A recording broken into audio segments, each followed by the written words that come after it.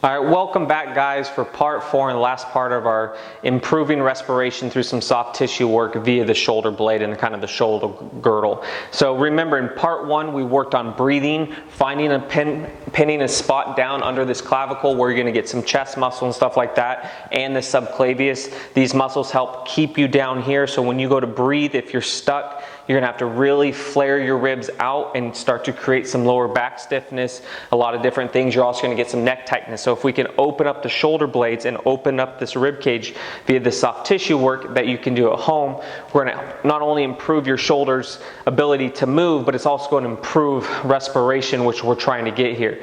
So part 1, we found that tender spot and we're breathing. Remember, if you have a port, move closer or away from it, closer to the sternum versus the shoulder. In the first round, we just worked on breathing in through the nose, out through the mouth. Part 2, we worked on shoulder, just working on shoulder retractions. And then 3, we did shoulder retractions with external rotation. Now we need to take the arm overhead, because as you move, your arm starts to turn out, and as you walk, it starts to do this. And it also helps you rotate your torso, and so we need to create good quality shoulder health to help improve breathing. So we find that position, and then what we're going to think about doing is trying to create the world's biggest arc. So I'm going to try and round and extend my arm as much as I can.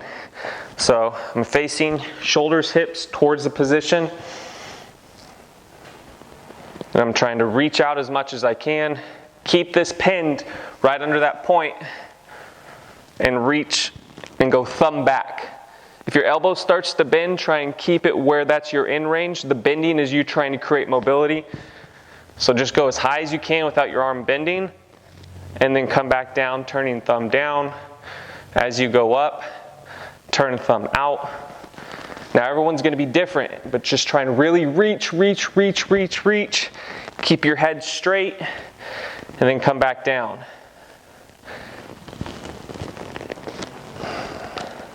So now we're taking that shoulder through a full range, and you wouldn't be able to do it without part 1, where you focused on improving breathing to loosen up the tissue and you rolled it out.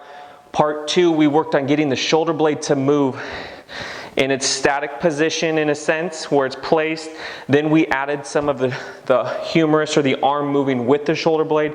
Now we want everything to float together and kind of work together timing wise, because that's what works here. And if this shoulder blade loosens up and this subclavius and pec muscle loosens up, that's going to allow you to pull your upper ribs up through a more kinematic, better postural position, so then you don't have to use the neck.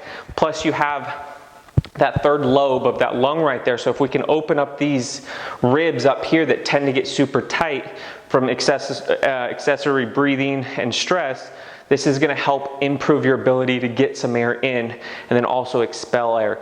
So go through the full series, part 1, 2, 3, and 4, and spend a little time. Remember, get a lacrosse ball or baseball under the clavicle region. Give the shoulder some love, and then start to take it through some range of motions, but always start with breathing first.